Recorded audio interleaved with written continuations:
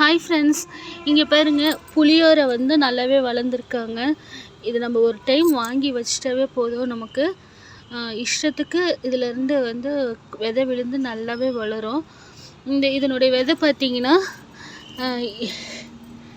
இப்படி தான் இருக்கும். பார்த்திங்கன்னா கசகசா மாதிரி இருக்கும். நல்லாவே வளரக்கூடிய தன்மை உடையது இது. இது வந்து பலன்கள் ஏராளங்க. வயிறு சம்மந்தமான பிரச்சனைலாம் இது தீர்க்கும். நம்ம புளி போட்டு செய்கிறதுக்கு பதில் இதே பிச்சு போட்டு வந்து நம்ம செய்யலாம். கொஞ்சம் புளி மரம் இலை சாப்பிட்டா எப்படி இருக்கும் அந்த மாதிரி இருக்கும் இது. இதனுடைய அடையாளத்துக்கு பாருங்க, சின்னதாக மஞ்சளாக பூ பூக்குது. இப்போ கொஞ்சம் மொக்காக தான் இருக்குது இது. இது வந்து நம்ம துவையலாகவும் அரைச்சிக்கலாம். நம்ம இது செய்கிறோம் இல்லைங்களா, கொத்தமல்லி சட்னி புதினா சட்னிலாம் செய்யக்குள்ள இதையும் போட்டு நம்ம செஞ்சிக்கலாம்.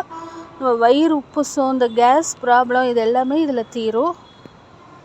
யூஸ் பண்ணி பாருங்கள். உடம்புக்கு எது நல்லதோ அது நம்ம செய்யலாமே. தேங்க்யூ.